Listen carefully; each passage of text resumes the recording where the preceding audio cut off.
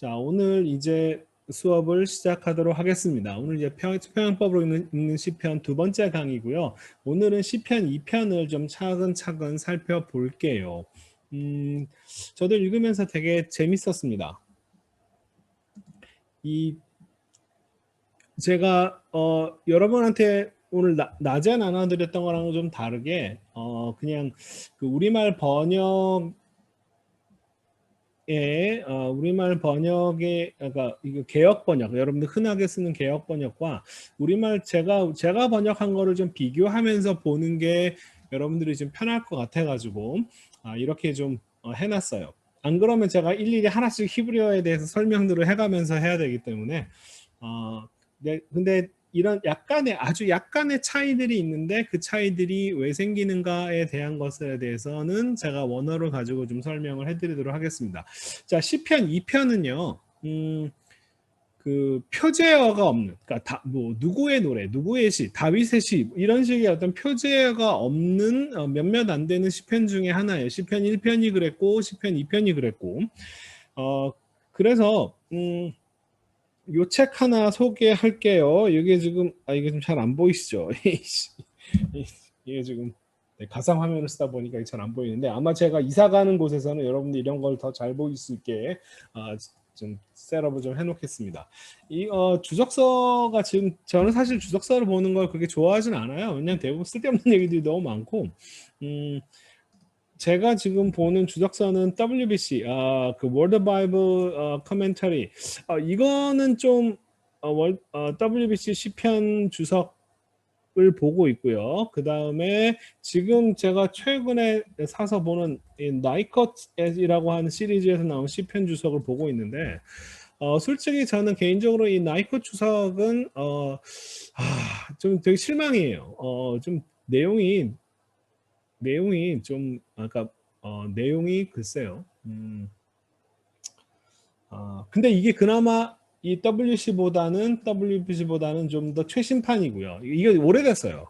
그래서 오래돼서 옛날 그 의견들을 옛날 학자들이 얘기한 것에 대해서 그냥 거기에 대해서 이렇게 응답하는 수준의 것들이 좀 많이 있고 그 다음에 WBC 주석은 그 히브리어에 대해서 좀 깊이 있게 알고 어원을 가지고 설명하는 방식들을 좀 이해하시면은 이 WBC 편을 읽고 이렇게 분석하고 판단하고 이 사람이 지금 이렇게 얘기했는데 그게 옳고 그러냐. 그러니까 저는 WBC 편을 보는 게 되게 좋아요. 그러니까 저는 그런 언어 훈련을 많이 했기 때문에 그러니까 왜냐하면 저는 이걸 보면서 이 사람이 얘기하는 게 근거가 되게 타당한 근거가 있다 혹은 이거는 별로 타당하지 않다를 판단할 수 있는 능력이 되니까요.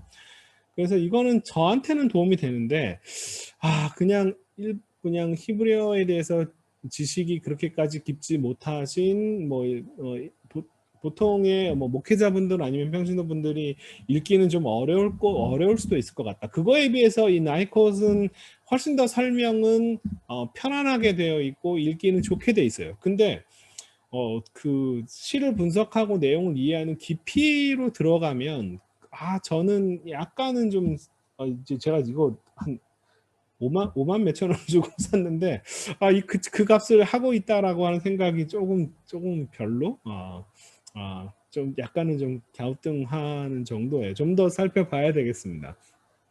시편 1편도 그렇고 시편 2편도 그렇고 좀 볼 때마다 약간 좀 실망스럽긴 한데 그래도 이 시편에서 좀 재밌는 이야기를 여러 학자들의 이제 의견들과 견해들을 좀 얘기를 하면서 시편 1편과 2편이 둘 다 표제어가 없고 그 다음에 또한 몇몇 단어들을 같이 공유를 하고 있고 그리고 시편 1편이 시작할 때 아슈레이라고 하는 그러니까 뭐 행복하다, 기쁘다라고 하는 단어로 시작하고 그 다음에 여기 지금 맨 마지막에 또 아슈레이로 끝나기 때문에 시편 1편과 2편이 한 편의 시가 아닌가라고 이렇게 해석하는 학자들이 많이 있다라고 하는 그런 이야기를 하더라고요.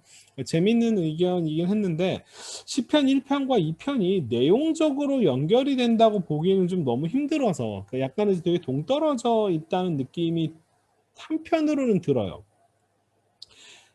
근데 말씀드렸지만 이 시를 왕이 뭐 즉위시라고 하는 식으로 이해하는 게 아니라 시편 2편을 시편 1편과 마찬가지로 지혜시다라고 이런 식으로 이해를 하면 연결되는 부분들이 적지 않게 있다. 제가 마지막에 정리를 해드렸는데 시편은 저는 기본적으로 지혜 장르로 보고 있고 잠언류의 잠언에서 나오는 굉장히 많은 지혜 장르에서 다루어지는 전문적인 어휘들이 시편 1편뿐만 아니라 시편 2편에서도 굉장히 많이 나와요.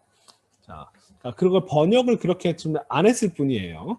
자, 그런 부분들을 지적을 하면서 이게 전반적으로 지혜에 관련된 이야기들이 상당히 많이 있다라고 하는 것을 여러분이 염두에 두시고 한번 분석을 해보도록 하겠습니다. 첫 번째, 자, 이방 나라들과 민족들이라고 하는 것이 평행으로 되어 있죠, 그죠?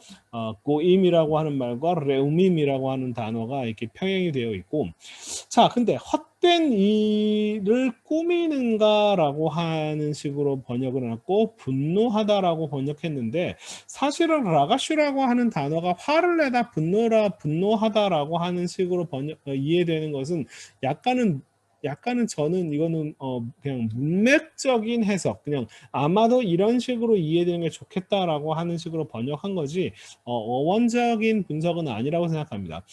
이 라가시라고 하는 분노하다, 제가 이걸 소란을 피우다라고 번역했는데 이 단어의 기본적인 뜻은요, 계속 무언가를 하는 거예요. 쉬지 않고 무언가를 하는 겁니다. 이게 근데 도대체 쉬지 않고 무엇을 하느냐라고 하는 그 부분은 빠져 있어요. 그러니까 쉬지 않고 뭘 하느냐. 근데 이 다음에 이 부분이 그걸 설명하죠. 헛된 것을 말하는 것을 쉬지 않고 하다라고 하는 식으로. 그러니까 계속 분주하게 막 돌아다니는 거, 뭐 어떤 일을 계속 하는 거를 얘기하는데 헛된 것을 말하다라고 하는 요 이렇게 꾸미다라고 번역했는데 사실은 그냥 말하다라는 뜻이에요. 이 두 표현 다 지혜의 장르에서는 어떤 무지에 속해 있는 쓸데없는 짓을 하는 겁니다. 쓸데없는 짓을 계속하고 있는 것이고요. 그 다음에 또 여기서 우리가 헛되다라고 번역한 요 단어는 그 전도서의 헛되고 헛되다와 상관이 없는 단어입니다. 그 단어는 아니고요. 전도서에서 얘기하는 헛되다가 오히려 잘못된 번역이고 저는 이 단어가 헛되다라고 번역하는 거 좋다고 생각합니다. 이 리크라고 하는 단어는요, 기본적인 뜻은 텅 빈, empty의 뜻이에요. 텅 비다. 이 단어가 성경에서 어떻게 쓰이냐면은 루키에서 나오미가 이렇게 남편 잃고 자식 잃고 며느리 그 룬만 데리고 이제 베들레헴으로 다시 돌아왔는데 사람들이 이 사람이 나오미 아니냐라고 이렇게 얘기했더니 나를 나오미라고 부르지 말고 나를 마라라 불러라. 그러니까 나오미라고 하는 단어는 잘 먹고 잘 살다, 웰빙이라고 하는 뜻이고요. 마라는 여러분 마라의 쓴물 아시죠? 나는 정말 인생이 정말 씁쓸한 비참한 그런 사람으로 나를 불러다오라고 얘기를 하면서 하나님이 나를 이고생을 시켰다. 나를 내 인생을 정말 비참하게 만드셨다. 라고 이렇게 얘기하고 그리고 나서 내가 나갈 때는 가득 차서 나갔는데 내가 들어올 때는 텅 비어서 돌아왔다. 하나님께서 나를 텅 비게 만들어서 돌아왔다. 그때 이 레이크라고 하는 단어가 텅 비다라고 하는 의미로 사용돼요. 거기다가 또 여러분 그 복음서에서 예수님이 이렇게 얘기죠. 너희 형제를 나가라라고 욕하면 욕하는 거예요. 그게 그 라가라고 하는 단어가 바로 이 레이카라고 하는 단어가 쓰인 겁니다. 그러니까 텅 비다라는 뜻이에요. 텅 빈 놈 이런 뜻이죠. 제가 텅 비다라고 하는 의미가 어떤 의미인가에 대해서 좀 고민을 좀 했었는데 이 레이크라고 하는 단어가 지혜 장르에서는 멍청한이죠. 쉽게 얘기하면 멍청한.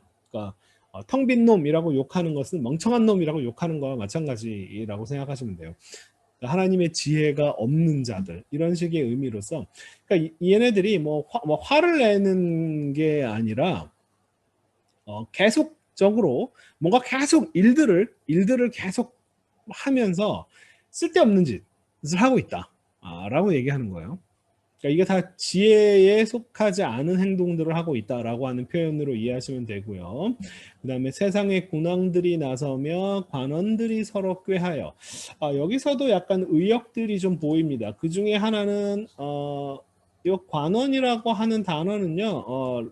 로제님 하면 리더들을 얘기하는 표현이에요. 저는 룰러들, 지배자들이라고 번역했는데 이 지배자라고 하는 표현이 세상의 군왕, 왕들이죠. 그래서 왕들과 관원, 왕들 밑에 있는 관원이 아니라 왕들에 대한 똑같은 표현으로 지배자들이라고 하는 의미로서 이렇게 평행으로 보는 게 더 좋아요. 거기다가 나서다와 서로 꾀하다. 이건 자꾸 지금 여기서 뭔가 헛된 일을 꾸미다라고 하는 요 표현으로 지금 번역해서 내가 얘네들이 지금 뭔가 어떤 나쁜 일을 지금 계획하고 있다라고 하는 식으로 번역했는데 꾀하다라고 하는 단어는 아니고요. 정렬하다라고 하는 그 표현이에요. 함께 도열하다라는 뜻이에요. 근데 여기서 지금 나서다라고 하는 단어도 저는 주둔하다라고 번역을 했는데 그 차이는 뭐냐면은 요 이티야세부라고 하는 단어와 이 노사도 그러니까 이 지금 주둔과 정렬이라고 하는 것 자체가 군사적인 용어입니다. 그러니까 이 원래 뜻은 스스로를 세우다라고 하는 뜻인데 스스로를 세우다 이티야세부 스스로를 세우는 게 뭐냐면 그 군사작전, 그러니까 어떤 보초를 서거나 진을 지키거나 하는 이 군사적인 상황에서 사용되는 경우예요. 다윗과 골리앗 그 사건에서 골리앗이 이렇게 매일 그 사이에 딱 자기 진을 치고 있었다라고 하는 그 앞에 나가서 딱 버티고 서 있었다. 뭐 이런 의미로서 이티약세브라고 하는 단어가 사용되는데 그런 것처럼 지금 요 단어는 서로 지금 군사적인 상황 속에서 나오는 이야기들입니다. 정렬도 그렇고 주둔도 그렇고요. 어떤 일을 막 서로 꾀하다가 아니라 함께 나란히 함께 뭉쳐가지고 도열에 있다.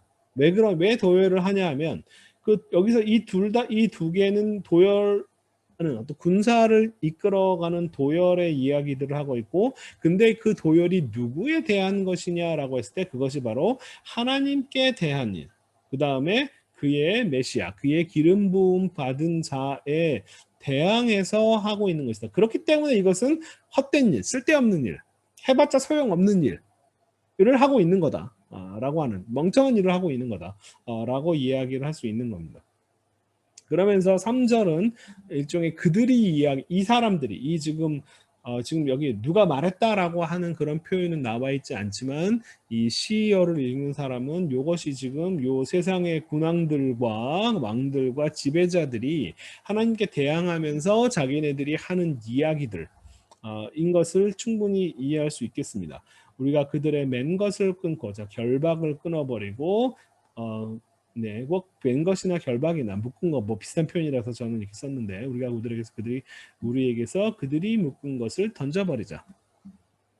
자, 계속 이 표현은 그 자체로 내용적으로 표현되고 있는 걸 아시죠? 똑같은 내용을 지금 다른 표현들을 써가지고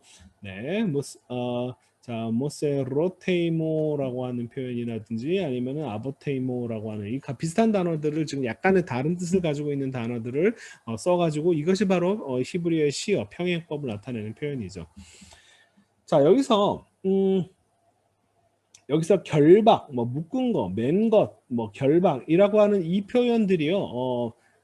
사실은 이 시어에서 이것이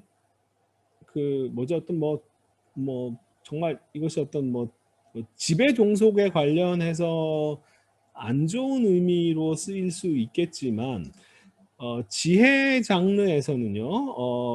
이 지금 요 모사르라고 하는 표현이라든지 아니면은 요 아버트라고 하는 표현이라든지 이런 것들이 다 긍정적인 의미로 그러니까 하나님의 묶임, 하나님에 의해서 여기 이상은 넘어가면 안 돼라고 이렇게 하나님이 사람들에게 어떤 한계를 주어주고 결박해주고라고 하는 것은 굉장히 긍정적인 의미로 사용되고 있는 단어들이에요. 그러니까 여기서 그것을 끊어버리자라고 하는 것은 하나님의 지배하에서 벗어나자라고 하는 그런 표현으로 이해를 하는 것도 좋을 것 같습니다. 네. 그렇게 이해가 충분히 가능할 것 같아요. 그러니까 이런 것을 이렇게 하자라고 이야기하는 것을 보시고 하나님께서 하늘에 계신 자가 자 웃는다라고 하는 표현, 그다음에 그 표현 주께서 그들을 비웃으신다, 자 비웃다, 조롱하다라고 하는 표현이에요. 여기서 제가 한 가지 좀 특이한 현상으로 본 거, 이 시에 여러 가지 좀 특이한 현상들 중에 하나가 뭐냐면요. 이 어근을 이제 사크라고 하는 단어로 썼는데 이거는 보통 히브리어로 이야기하면 사크가 아니라 짜하크라고 하는 단어가 쓰여야 됩니다. 이게 바로 그 이삭이라고 하는 사람 있잖아요. 이삭이라고 하는 단어는 웃는다라는 뜻입니다. 근데 그게 긍정적인 웃음을 얘기하는 경우가 별로 없어요. 사실은 부정적인 웃는 경우를 얘기하는 표현입니다. 뭐 아브라함과 그 사라의 경우에서 막 막그 둘이서 웃으면서, 그죠? 웃으면서 어찌 지금 내가 지금 나이가 몇 살이고 내 아내가 나이가 몇 살인데 지금 누가 애를 낳겠냐 이런 식으로 웃는다. 그럼 사라도 하나님께서 너 웃었지 그랬더니 아니 안 웃었는데요 라고 얘기했더니 아니 너 웃은 거 맞아. 근데 그것이 긍정적인 웃음이 아니고 사실은 약간은 비웃고 조롱하는 의미로서 어, 나오는 그런 표현입니다. 그 이삭이 그 아비멜렉한테 가가지고 자기 아내를 이렇게 네, 팔아먹고 자기 내 누이다라고 이야기를 하고 근데 그 둘이서 희롱하고 있는 일종의 어떤 성적인 그런 희롱을 하고 있는 것을 이제 아비멜렉이 보고 야 너네는 부부잖아라고 이렇게 이야기를 하는 그 장면에서도 이 짝라고 하는 단어가 사용되거든요. 놀리다라고 하는 의미로 전혀 긍정적인 의미가 아닙니다. 근데 그 단어가 짜하크를 써야 될 거를 이 씬을 써서 사하크를 쓰는 것 자체가요. 이게 약간은 아람어적인 표현이에요. 그 히브리어가 아니라 사실은 여기서 이 지금 요 시편에서는요. 아람어의 영향으로 보이는 그 단어들이 굉장히 많이 나옵니다. 그 제가 다른 주석서 뭐 여기 지금 제가 WBC라든지 아니면 니컷 주석들 여기 이 두 편에서는요. 그 아람어적인 영향에 대해서 별로 언급이 없더라고요. 놀랍게도. 네.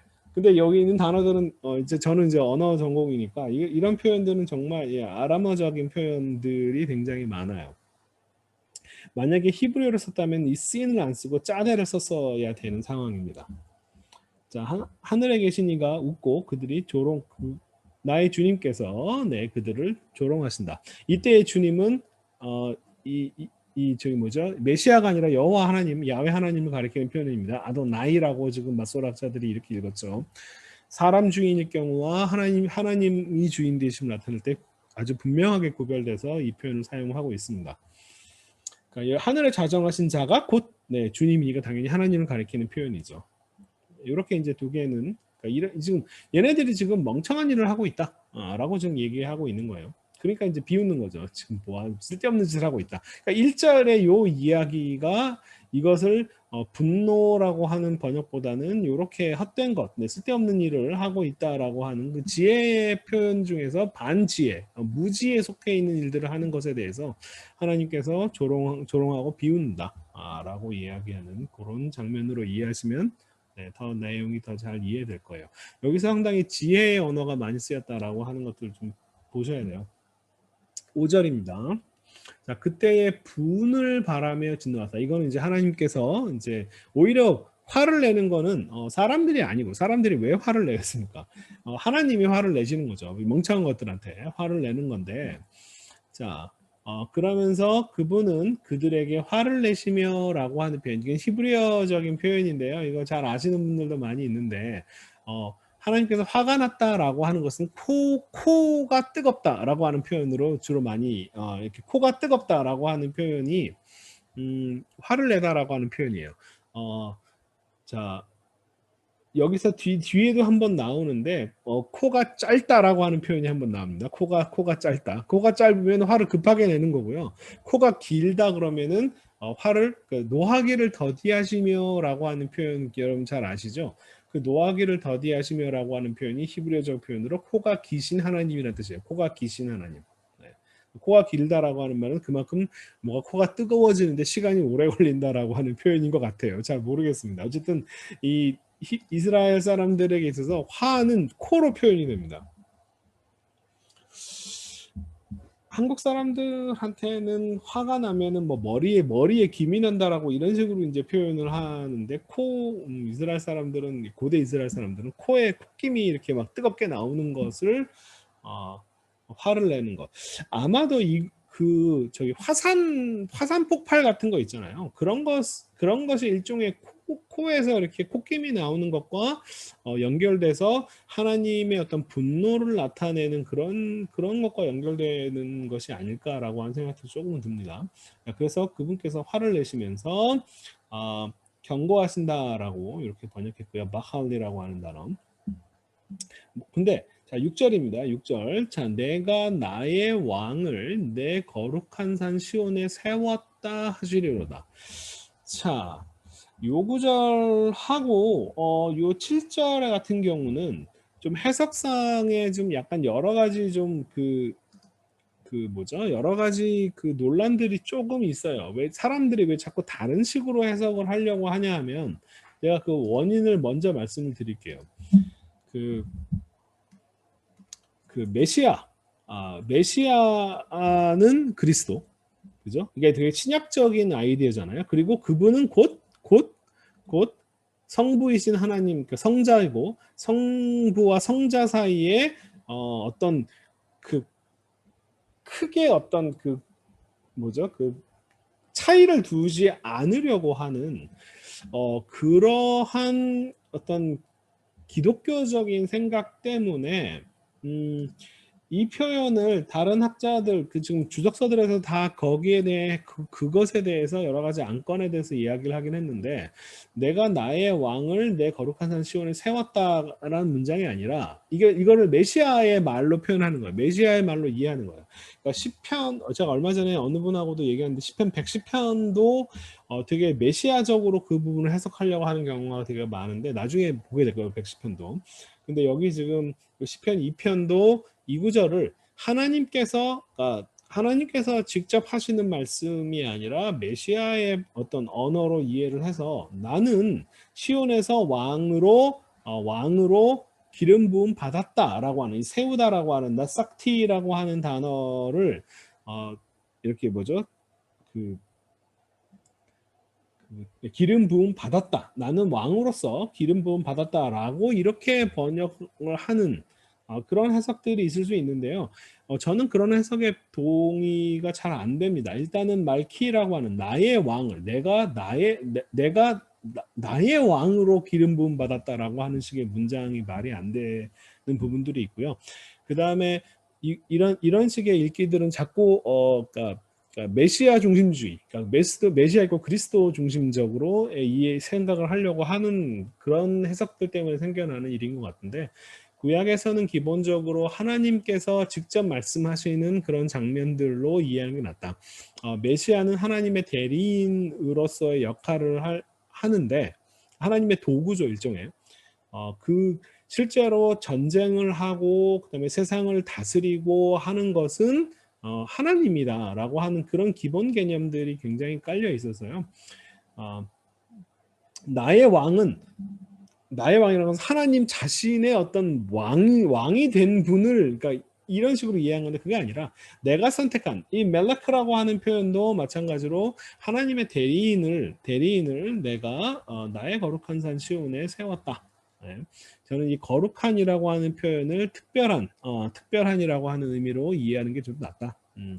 라고 항상 내가 직접 나의 선택한 왕을 세웠다.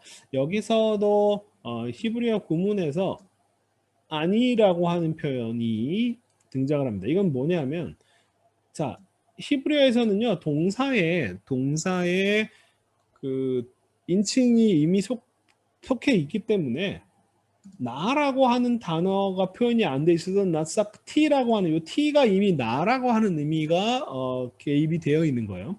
그럼에도 불구하고 나를 썼다라고 하는 것은 어떤 면에서는 불필요한 부분을 집어넣은 건데 그것은 무슨 의미예요? 강조용법이죠.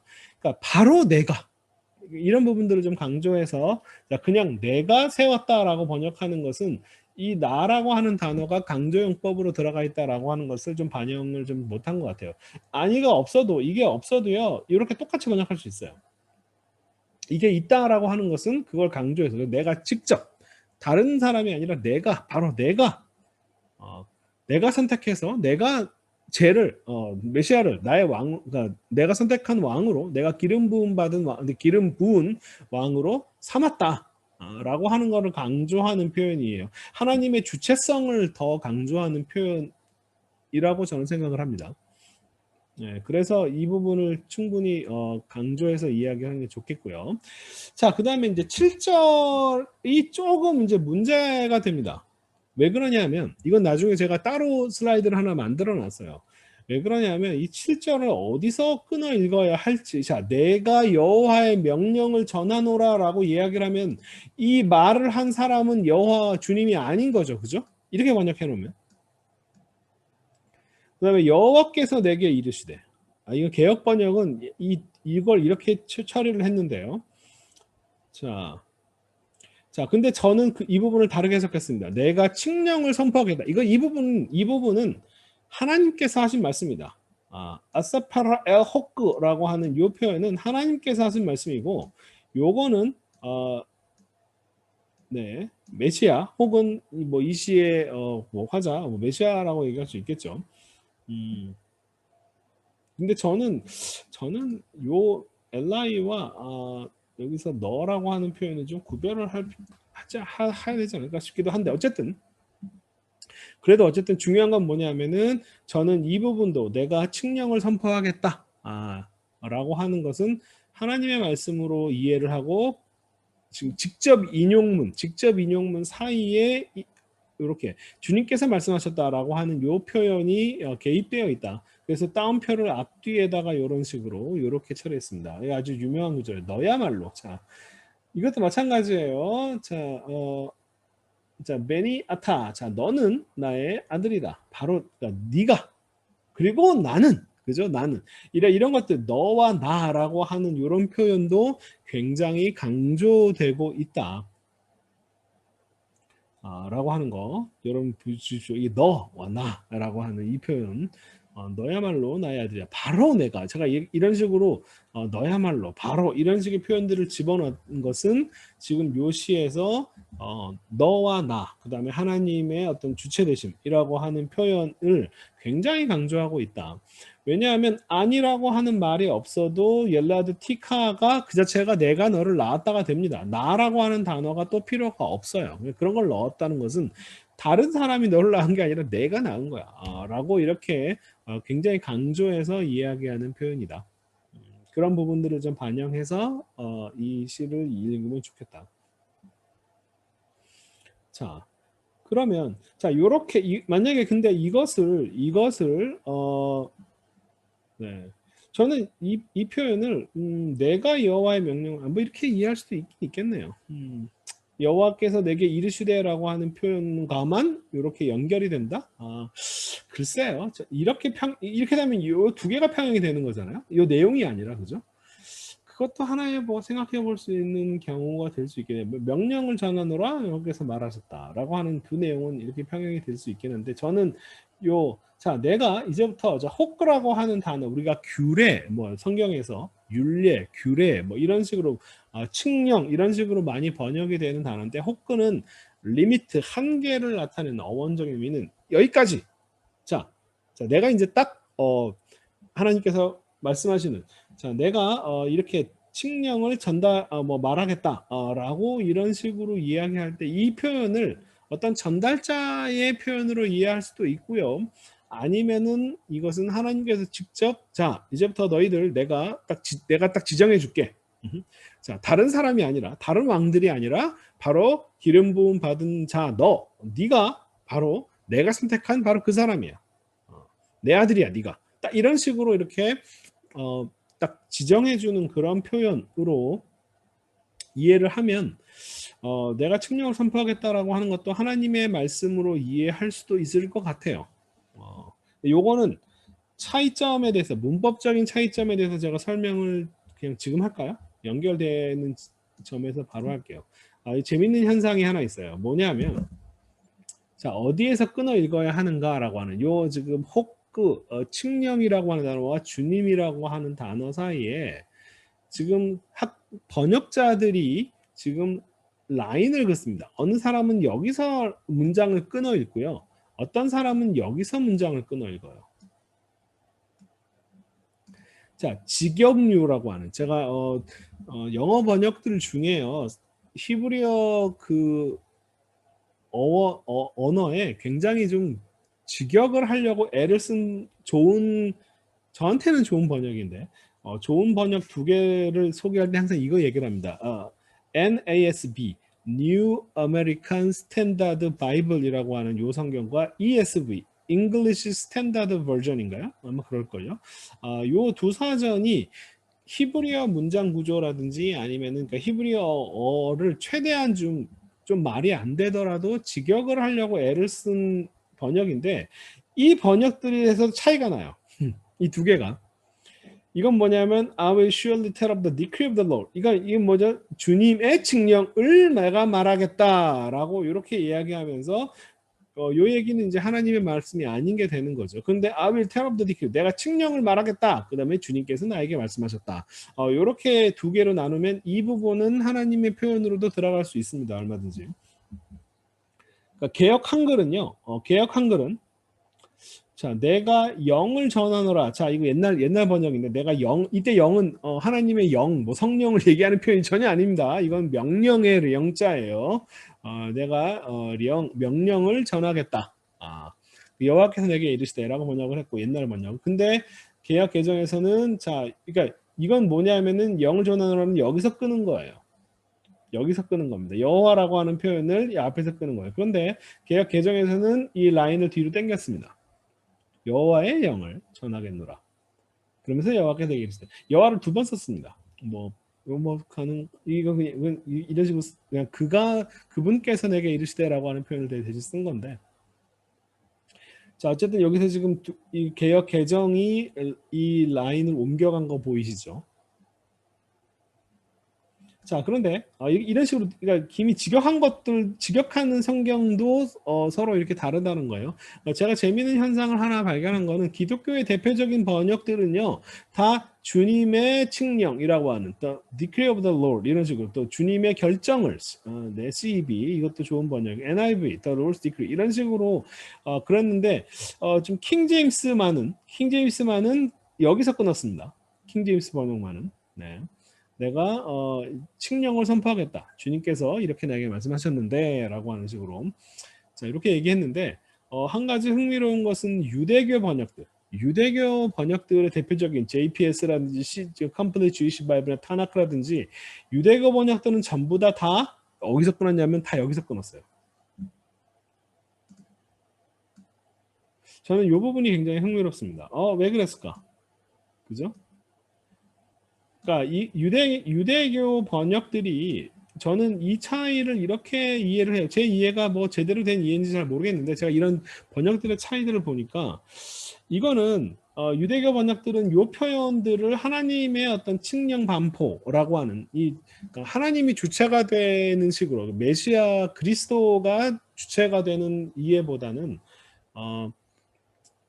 하나님이고 하나님의 하나님의 왕, 하나님의 메시아, 하나님의 기름 부음 받은 자는 하나님을 대리하는 그러니까 하나님을 대변하는 일종의 사자 정도의 역할로서 어떤 행위의 주체로 보려고 하지 않으려는 경향성 때문인 것 같아요. 그래서 이 표현을 하나님이 직접 하신 말씀으로 하나님께서 직접 어떤 칙령을 선포하면서 그 칙령의 내용이 뭐냐면 이 호크의 내용이 뭐냐 하면 이거라는 거예요. 네가 내 아들이다. 그리고 내가 너를 낳았다. 라고 하는 것이 지금 이 칙령의 내용이다. 라고 하는 식으로 이렇게 이해를 한 것 같아요. 그런데 이제 기독교 번역들, 개신교 번역은 내가 주님의 칙령을 선포하겠다라고 하는 것은 이 말 자체가 누가 한 거냐면 하나님이 하신 말씀이 아니게 되는 거잖아요. 그죠? 하나님께서 하신 말씀이 아니라 메시아 하든지 아니면 이치의 화자가 하든지 이제 그런 식으로 약간은 변형되게 그렇게 이제 이해를 하는 거예요.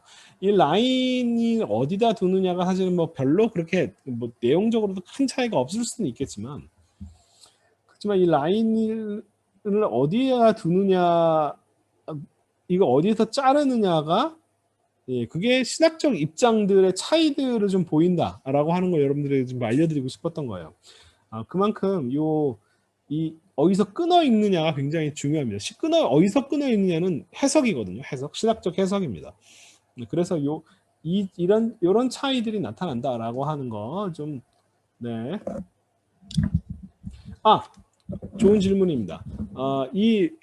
마소라 지금 본문에서 유대인들 이 모음 표기뿐만 아니라 마소라 학자들의 문장 끊어 읽기도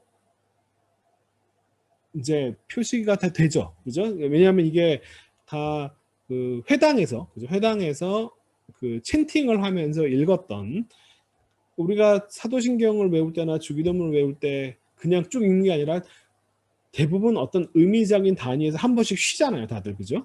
네? 하늘에 계신 우리 아버지 하고 한 번 쉬잖아요. 하늘에 계신 우리 아버지 이름을 하고 쉬는 게 아니라요, 그죠? 그러니까 그런 끊어 읽는 것인데 그 끊어 읽는 것도 하나의 해석이라는 거예요.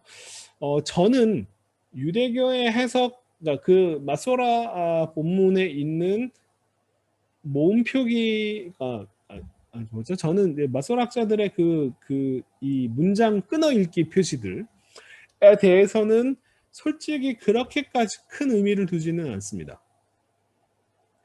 왜 그러냐면 그 끊어 읽기는 성경 시대의 이해보다는 성경 시대 이후에 유대교에서 성경을 이해하고 해석한 이해들을 기반으로 해서 끊어 읽는 경우가 끊어 읽는다라고 저는 보기 때문에 그래요.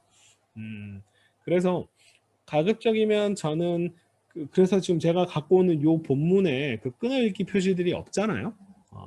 그러니까 여러분들이 처음에 히브리어를 공부했을 때는 그 표기들, 끊어 읽는 표기들을 좀 주의해서 연습하고 훈련하시는 거 굉장히 좋아요.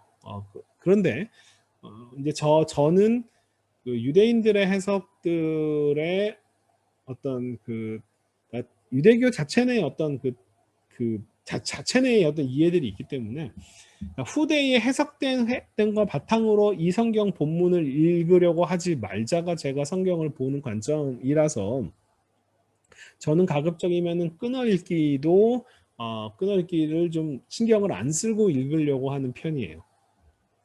어디서 끊어 읽냐도 해석이니까요, 그죠? 근데 이제 이런 거를 보면서, 그러니까 이 지금 신학들이 좀 보이잖아요. 그러니까 이 기독교식으로 끊어 읽는 방식과 유대교 사람들이 이해하는 방식이 좀 굉장히 차이가 있다라고 하는 것도 좀 보이죠, 그죠? 그러니까 이런 뭐 모든 게 다 이렇지는 않지만 좀 이런 일관성이 보이는 장면들은 저한테는 좀 되게 흥미로운 장면이에요. 이 부분이 별로 중요한 것 같지 않지만 이것이 성부주의, 그러니까 하나님을 에게 모든 권위를 최대한 부여하려고 하는 유대교적 이해냐, 아니면은 성부, 성자, 성령 중에 성부, 성자 뭐 이렇게 그걸 크게 차이를 두지 않고 가급적이면 메시아나 그리스도 중심적으로 시편을 읽으려고 하는 기독교적인 어떤 신학적 입장이 반영되었느냐라고 하는 아마 그 차이가 아닐까라고 생각을 합니다. 그래서 좀 저한테는 굉장히 흥미로운 지점이어서 이 부분을 좀 가지고 왔어요. 여러분이 이 성경을 어디서 끊어 읽느냐라고 하는 것도 원래 뭐 어떤 결정이 되어 있는 게 아닙니다. 이 장절이라고 하는 것도 원래 이거 처음부터 있었던 게 전혀 아니에요.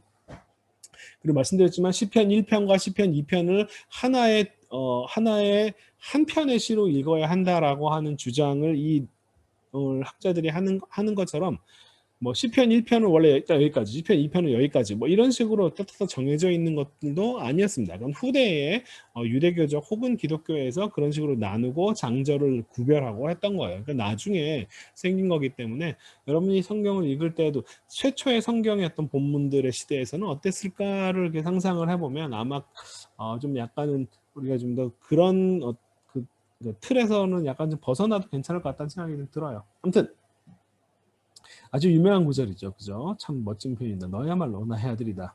자, 베니 아타. 네, 히브리어를 읽어드릴게요. 베니 아타. 너는 내 아들이다. 베니 나의 아들이다. 아타. 너는. 그리고 아니 나는 하염하면은 그날이라고 번역할 수도 있고 오늘이라고 번역할 수도 있죠.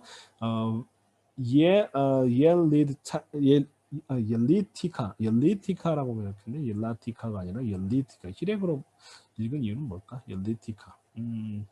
자, 내가 너를 낳았다. 네. 자, 그리고 계속해서 이제 하나님의 말씀이 계속 되는 거죠. 쉐알 민메니 나에게서 구하라. 그러면 내가 자 이런 나라들 저기 1절에서 이야기하는 요 이방 나라라고 하는 요 1절의 고임이라고 하는 단어가 똑같이 쓰였습니다. 내가 고임을 너에게 자 유업이라고 하는 표현. 옛날 번역은 기업이라고도 많이 번역했는데 상속물이라고 하는 표현입니다. 상속물. 그리고 내 소유가 땅 끝까지 이르다. 땅의 맨 끝까지 너의 소유물이 될 것이다. 같은 표현입니다. 자, 네. 이게 뭐죠? 이게 지금 뭐죠? 이게 지금 이 말 자체가 뭐냐면 되게 하나님 주체적으로 좀 얘기하는 거잖아요. 그죠? 메시아가 무엇을 하는 게 아니라 하나님께서 내가 나한테 요청하면 내가 너에게 이 모든 나라들을 다 줄 것이다. 라고 하는 이 표현 자체가 이제 사실은 그러니까 하나님의 주권을 강조하는 그런 식의 표현으로 보입니다. 자, 내가 철장으로 이것은 내가 철로 만든 지팡이라는 뜻이에요. 철로 만든 지팡이로 그들을 깨트릴, 그들을 부술 것이고 질그릇, 네, 켈리 요자르, 자, 토기장이, 그러니까 그걸 만드는 사람의 토기장이의 그릇처럼 너는 그들을 산산조각 낼 것이다. 자, 네, 그 전쟁을 승리하게 만드는 그 주권도 하나님한테 있다라고 하는 표현이고요. 그런즉 군왕들아 너희는 지혜를 얻으며 이제 현명해져라라고 하는 표현이에요. 명령형으로 써야 되는데 하시킬로 하면 현명해져라. 이게 정확하게 그 지혜시에서 아주 잠언에서 아주 매일 나오는 표현입니다. 대표적인 잠언이고요. 교훈을 받을지어다도 마찬가지로 이게 잠언. 자, 세상의 지도자들아라고 하는 쇼프테이 아르츠. 자, 이 멜라킴 쇼프테이 아르츠라고 하는 표현이 일반적인 그러니까 지금 하나님의 백성의 왕들이 아니라 지금 여기서 얘기한 요 지금 10절 같은 경우는 요 1절에서 이방 나라들 여러 민족들의 리더들, 세상의 군왕들과 관원들 지금 이 사람들 멍청한 짓거리를 하나님께 대항해서 지금 멍청한 짓거리를 하려고 하는 사람들한테 야, 너희들 제발 좀 똑똑해져라, 현명해져라, 너희들 이 멍청한 놈들아 라고 얘기하는 거예요. 그러니까 이게 굉장히 지혜의 표현이 많이 들어가 있다. 시편 1편처럼요. 현명해져라, 교훈을 받아라, 세상의 지도자들이요. 자, 그리고 뭐죠? 이 현명과 교훈, 그 지혜와 지식의 근본은 뭐냐면 주님을 경외합니다 라고 하는, 그죠? 이거 아주 뭐 잠언의 아주 대표적인 그 얘기죠. 자, 제가 경외라고 하는 표현을 존경과 두려움으로 뜻을 두 개로 나눠놨습니다. 이 경외가 존경하고 공경하다라는 뜻이고 외자가 무서워할 외, 두려워할 외자죠. 이 히브리어 이라라고 하는 단어, 대표적인 단어죠. 이게 바로 공경심과 공포심을 동시에 나타내는 복합적인 감정. 요 단어, 이게 하나님을 정말 공경하면서 그분을 두려워하는 이 말, 그것이 바로 이 지혜와 지식의 출발점이다라고 하는 것은 잠언에서 나오는 이야기죠. 그 다음에 여기서 떨며라고 하는 표현이 떨림. 네, 이거 라아드라고 하는 표현은 막 이렇게 부들부들 떨리는 표현입니다. 공포감의 표현 중에 하나예요. 그러니까 요 지금 이 떨림과 이 두려움이라고 하는 이라라고 하는 표현이 그냥 똑같이 쌍으로 되어 있고요. 주님을 섬기라라고 하는 표현과 주님을 기뻐하라, 기뻐하라라고 하는 표현이 지금 같이 쌍으로 되어 있습니다. 네, 떨림으로 기뻐하라. 좀 멋진 표현이네요. 자, 그 다음에 12절은요, 사실은 이걸 어떻게 이해해야 될지 약간은 좀 곤란하고 많은 해석들이 좀 나눠져 있어서 이걸 어떻게 읽어야 될지 잘 모르겠는데 최대한 원문에 입각해서 이 번역들이 되어 있고요. 저도 거기에 대해서 만약에 이거를 다른 해석들을 막 집어넣으려고 하면 굉장히 막 성경의 모음뿐만 아니라 자음들까지 막 다 변형을 시켜야 되는 아주 안 좋은 일이 벌어지기 때문에 최대한 저는 자음 본문 모음의 발음은 좀 다르게 하는 경우들이 있을 가능성들을 얘기할 수 있지만 가급적이면 자음 본문을 변형시키는 것에 대해서는 저는 극도로 별로 좋아하지 않습니다. 자, 그래서 자, 그의 아들에게 입맞추라. 그러니까 이게 되게 메시아적인 그런 표현으로 이제 하나님의 아들이라고 하는 표현이죠. 근데 여기서의 사실은 문제가 뭐냐면요. 이 아들이라고 하는 단어가 마르라고 하는 단어가 쓰였다는 거예요. 히브리어가 아니라 아람어로 쓰였다는 거예요. 그러니까 그 이전에 나의 아들 베니라고 하는 너는 내 아들이다라고 하는 이 표현은 히브리어가 쓰인 거예요. 베니아타, 너는 내 아들이다라고 하는 히브리어가 벤이라고 하는 단어가 쓰였는데 여기서 갑자기 이 아들이라고 하는 단어가 지금 바르라고 하는 단어는 그 아람어거든요. 여러분 그 바요나 시몬 이렇게 하면 있죠. 바요나가 뭐냐면 바르요나, 요나의 아들이란 뜻이에요. 바르요나. 그 바르라고 하는 단어가 아람어로 아들이라는 뜻입니다. 히브리어로 벤이 되어야 되는데 아람어 바르가 쓰이는 거가 이제 근데 이 시에서는요. 굉장히 아람어적인 단어들이 굉장히 많이 나와요. 그래서 저는 요거를 이상하게 볼 필요는 없다. 히브리어와 아람어가 좀 섞여서 많이 나와요. 여기서도 지금 제가 깨트리다라고 하는 부수다라고 하는 단어도 지금 레쉬 아인인데요. 이것도 히브리어식으로 이야기를 하면요. 깨부스다도 레쉬 아인이 되었는데 이건 아람어예요. 아람어입니다. 히브리어가 아니라요. 나쁘다라는 뜻이 아니라 깨트리다는 뜻이에요. 히브리어로는 라츠라고 하는 짜대가 쓰입니다. 이 짜대가 아인으로 바뀌는 거는 아람어의 아주 대표적인 특징 중에 하나예요. 그러니까 어떤 하나의 음가가 있는데 너라고 하는 음가인데요. 너가 히브리어에서는 쯔로 표기되고 아람어에서는 어로 표기됩니다. 이거는 이제 비교 언어학에서 다루는 거라서 이걸 이 어근으로 봤다라고 하는 것 자체가 이거는 이 단어 자체는 아람어로 쓰였다는 거예요. 그러니까 이제 이 시 자체가 굉장히 아람어적 표현이 많이 나타납니다. 또 제가 언급하지 않은 아람어 표현이 또 있나? 네. 너는 아들에게 입맞춰라. 이제 요 마소라 학자들의 읽기를 그대로 따르겠습니다. 아들에게 입맞춰라. 여기서 그분은 저는 이 메시아가 화가 나는 게 아들이 화가 나는 게 아니라 저는 하나님이 화가 난다라고 이게 전체적으로 저는 이것을 하나님의 주권, 하나님의 뭐 진노하심 뭐 이런 식으로 읽기 때문에 저는 이것을 메시아가 아들이 화가 난 게 아니라 하나님께서 화가 나게 하지 않으려면 아들에게 입맞춰라. 그분이 성급히 화를 내어라고 번역했는데 여기서는 진노가 급하심이다라고 하는 표현이죠. 성급히 화를 내어.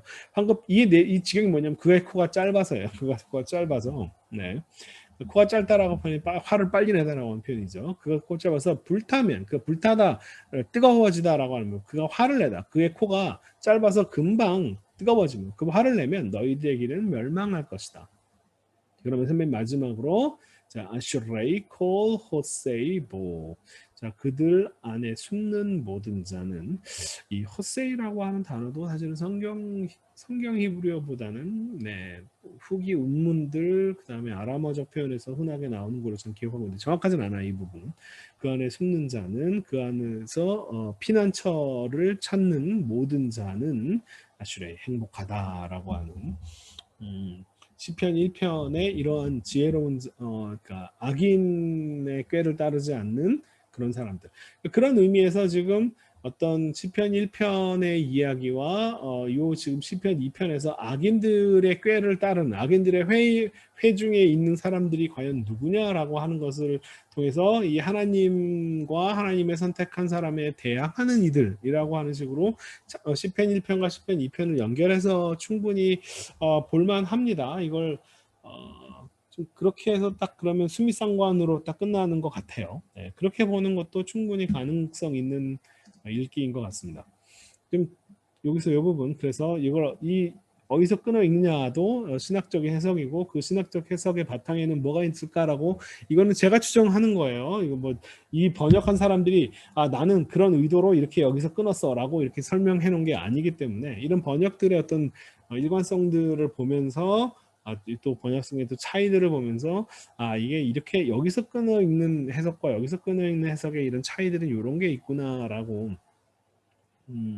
여러분 이렇게 알아두시면 이런 디테일한 것들이 그냥 나온 게 아니라 그 바탕에는 아주 오랜 어떤 신학적인 입장들이 개입되어 있다라고 하는 걸 이해하시면 좋을 것 같아요. 자, 11절 이행에서 주님이라고 하는 단어가 생략돼요. 11절이요?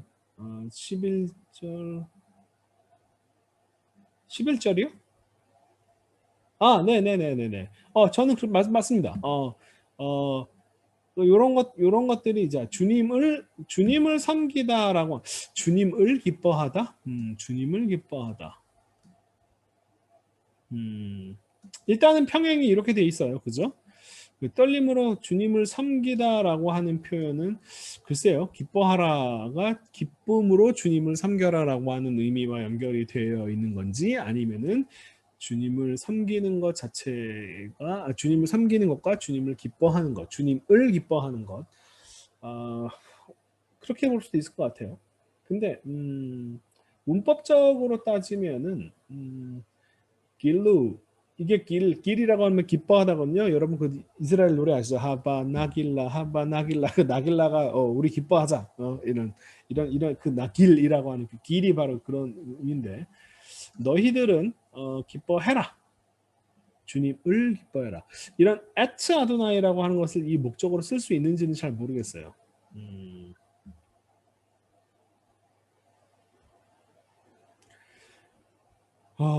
자, 7절과 12절의 질문입니다. 아들에 대한 설명이 시편 기절 당시에 메시아적 개념에서 하나님의 아들, 네. 그러니까 그러니까 우리가 지금 생각하는 삼위일체론의 성부, 성자 이 개념은 아니어도요. 하나님의 그러니까 구약적인 개념으로서 유대적인 개념으로서 하나님이 선택한 하나님의 대리인 그러니까 그게 원래는 사실은 구약 성경의 이제 한 뭐 절반 이상 앞부분에서는 하나님의 대리인은요, 하나님의 말을 전달하는 모세 같은 사람이 하나님의 말을 전달하는 사람이 하나님의 대리인이었다가 이게 제2성전기로 넘어가면서 하나님의 대리인이 왕이 됩니다. 왕이 곧 하나님의 대리인이고 왕이신 하나님이 이 땅에서 군림하실 때 자기의 대리인으로서 왕을 세운다라고 하는 왕 중심의 그래서 제1성전기에서는 모세 같은 선지자, 대언자, 예언자가 중요했다가 그 이후로는 다윗 같은 왕이 가장 핵심 인물로 등장하는 것처럼 지금 요 시기에서도 마찬가지로 그런 어떤 메시아를 기다리고 메시아의 도래를 기다리고 그리고 그 메시아는 하나님의 대리인이고 하나님의 아들이다라고 하는 그 개념들은 저는 충분히 있었고 이 시편이 바로 그거에 대한 예잖아요, 그죠? 너는 내 아들이다라고 얘기하는 라고 하는 표현이 있는 것처럼 저는 그 우리가 지금 생각하는 어떤 삼일체적인 어떤 그런 성부 성자 개념은 아니어도 충분히 그 메시아를 신의 대리인 그러면 신의 아들이라고 하는 개념으로 이해하는 게 충분히 가능하고요. 그 다음에 이제 신의 아들이라고 하는 표현은 뭐 굳이 요 시기뿐만 아니라 그냥 고대 근동에 뭐 이집트라든지 아니면 뭐 메소포타미아든지 얼마든지 있어요. 문제는 이거예요. 신의 아들 이꼴 신이냐? 네, 그렇죠? 신의 아들 이꼴 신이냐? 그러니까 신의 아들은 곧 신적 존재냐라고 하는 면에 있어서는 저는 각 문화권마다 좀 차이가 많이 있다라고 생각하는 편이에요. 하나님의 아들이라고 하는 표현이 그것을 왕을 나타내는 표현으로 하나님의 아들이라고 하는 표현이 왕이 곧 하나님이다. 왕이 곧 신이다라고 하는 표현은 저는 그렇게 보기에는 좀 어렵다라고 하는 입장인데요. 근데 어쨌든 지금 말씀하신 대로 그런 신약적인 성부성자 개념의 관계가 아니어도 얼마든지 그 신의 대리인 대표자를 나의 아들이라고 하는 표현으로 하나님이 표현하셨다라고 하는 건 충분히 가능한 표현입니다. 자, 그래서 좀 정리를 좀 할게요.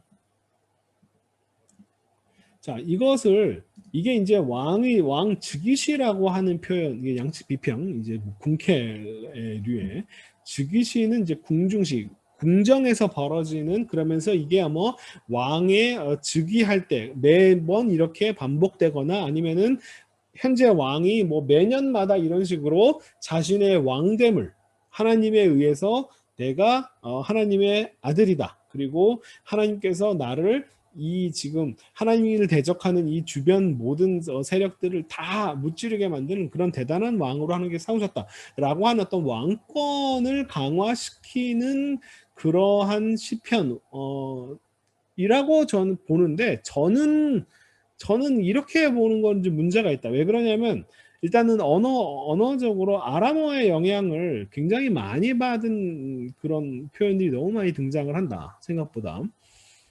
특별히 그 바르라고 하는 왜냐하면 이 시대에면 아람어의 영향을 받을 이유가 없거든요. 아람어는 제2성전기, 그러니까 바빌론 포로가 끝나고 페르시아 시대가 돌아와서 그 페르시아 시대에서 사람들이 아람어를 사용하다 보니까 히브리어의 아람어적 요소들이 많이 개입되기 시작한 건데 이 시는 히브리어와 아람어가 좀 섞여 있는 듯한 느낌들. 그래서 헬레니즘까지 보기는 조금 어렵지만 그 전 단계로서 어떤 메시아 사상의 어떤 원초 같은 것들 를 저는 품고 있는 시편이 아닐까라고 해서 메시아시로 간주하고 있고요. 그리고 요 표현 너는 내 아들이다라고 하는 표현이 등장하는 요 표현들 특별히 사도행전 13장 33절과 로마서 1장 4절은 지금 딱 요 시편 그죠? 딱 지금 요 시편 2편의 요 구절을 정확하게 네, 오늘날 내가 너를 낳았다라고 하는 이 표현을 정확하게 똑같이 사용하고 있는 장면이고요. 요거는 이제 하늘에서 네, 너는 나의 사랑하는 아들이다라고 하는 표현으로 나타나죠. 그리고 저는 이 굉장히 지혜 장르로 봐야 된다라고 하는 표현이고요. 이 우리가 그 번역상 이것이 지혜의 언어처럼 번역되지 않은 것들도 상당히 많이 지혜의 표현들이 사용되고 있다. 라고 하는 걸 이해하면 시편이 왜 지혜시인지 지혜 장르에 속해 있는지를 좀 이해할 수 있게 될 것 같고요. 그 다음에 평행법에 대해서 이거는 좀 히브리어 어순에 따라서 이야기됩니다. 평행법에 여러 가지가 있는데 그 중에 의미상의 평행법에 있는 것 중에 자 평행법이라고 하는 것은 짧은 간결한 구절이 2개 혹은 3개 연결이 되는 것들인데 그 중에 의미상 문법상 소리값 중에서 우리가 히브리어가 아니어도 어느 정도 알 수 있는 것은 이 의미상의 평행법 이게 제일 중요하다라고 말씀을 드렸죠.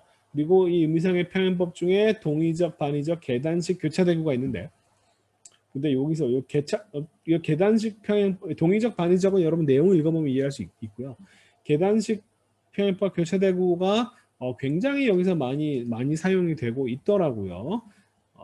이 계단식이라고 하는 것은 없는 내용이 첨가되거나 그죠? 그러니까 C 부분이 빠져 있고 아니면은 없어지거나 아니면은 새로운 내용이 첨가되거나 이런 것들을 이제 계단을 올라가고 그 계단을 내려가고 아니면은 교차되고 위치를 뒤바꾸는 거예요. 자, 너는 자 알려라 유다에 그죠? 알려라 유다에 예루살렘에 듣게 해라 이런 식으로 예루살렘에 선포해라 이런 식으로 자 알리다와 선포하다 역으로 되어 있고 유다 예루살렘이 이렇게 서로 반대되는 위치로 이렇게 되어 있죠. 그러니까 위치를 바꾼 것뿐이에요. 근데 여기서 여러분들이 우리말 번역에는 반영이 좀 어렵지만 굉장히 많은 이 교차대구법이 사실은 이 시에서는 아주 일관성 있게 보입니다. 소란을 피운다 나라들이 민족들이 헛된 말한다. 헛된 말을 하는 것과 소란을 피우다. 그러니까 막 분주하게 뭘 왔다 갔다 막 하는 거하고 지금 이게 연결이 되는 거죠. 위치는 뒤바뀌었죠. 나라들이 민족들이 그죠. 그다음에 주둔한다 세상의 왕들이 지도자들이 정렬한다. 주둔한다와 정렬하다가 서로 짝으로 이었고 세상의 왕들과 지도자들이 내용적으로 연결되는데 위치는 뒤바뀌어 있습니다. 자, 그가 그들에게 말한다. 그의 코로, 그의 화가 화로. 또 그의 뜨거움으로, 그러니까 위치가 이렇게 되어 있고 말하다와 놀래킨다라고 이 말이 연결이 되어 있고요. 자, 나의 아들이다 너는, 우리말로 이렇게 번역할 수는 없죠. 너는 나의 아들이다라고 말했지만 위치상 나의 아들이다 너는, 그리고 내가 너를 낳았다라고 하는 식으로 위치를 이렇게 좀 뒤바꾸는 어떤 형태들. 자, 내가 그들을 깨트린다 철장으로, 토기장의 질그릇처럼 너는 그들을 부순다. 깨트린다 부순다가 뒤로 연결이 되어 있고, 요게 지금 중간에 철장으로, 네, 철로 만든 막대기로, 자, 이런 식으로 두 개 연결이 되어 있고, 왕들이여 현명해져라, 교훈을 받으라 지도자들이여. 자, 이것도 내용이 비슷하지만 마찬가지로 교차되고 이루어져 있고, 그 다음에 이제 없는 내용들이 첨가된, 제가 몇 개 쓰다 말았는데 이런 식으로 없던 내용들이 더 첨가되는 그런 경우들도 있다. 그리고 저는 이게 아람 어휘들이 많이 등장해서 이 시편의 배경을 그 왕조 시대로 보는 것보다는, 자, 이거는 언제 쓰였다라고 하는 뭐 표제 같은 것들이 없죠, 그죠? 그 어떤 시대 속에서 뭐 왕조 시대에 그 왕의 즉위식에서 사용되었다라고 하는 식으로 이해하는 것도 뭐 가능한 이해이긴 한데, 저는 언어적 영향으로 봤을 때는 저는 오히려 제2성전기 이후에 메시아 사상들을 더 강조하는, 그 메시아 사상의 어떤 그 시초 같은 것들을 좀 보여주는 그런 시편이 아닐까라고 해석을 합니다. 자, 오늘 여기까지 하겠습니다. 여러분이 뭐 피드백을 좀 주세요. 이런 거는 좀 도움이 됐다, 이런 거는 뭐 별로, 혹은 이런 얘기들 더 있었으면 좋겠습니다 라고 하는 것들이 있으면요, 제가 이거 녹화된 영상들을 다 이메일로 보내드릴 거니까 그 보내드린 답장에다가 좀 이런 설명들을, 좀 약간 바램들을 좀 뭐 의무적인 건 아니에요. 하시고 싶으신 분들은 좀 글을 남겨주시면 저희가 강의를 준비할 때도 좀 도움이 되겠습니다. 자, 오늘은 여기까지 하고요. 다음 주에 시편 8편인가요? 다음 주에 시편 8편을 보도록 하겠습니다. 네, 한 주간 평안하시고요. 다음 주에 뵙도록 하겠습니다. 감사합니다. 네, 안녕히 계세요.